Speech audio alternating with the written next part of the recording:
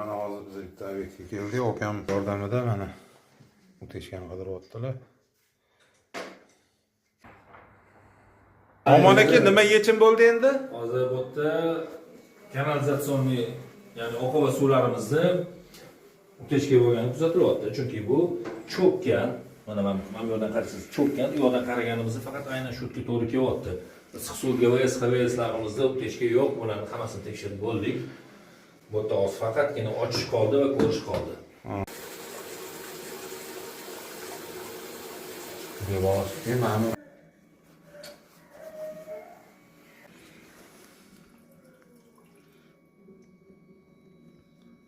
Belangi xush kelibsiz. И ovoz o'xshaydi.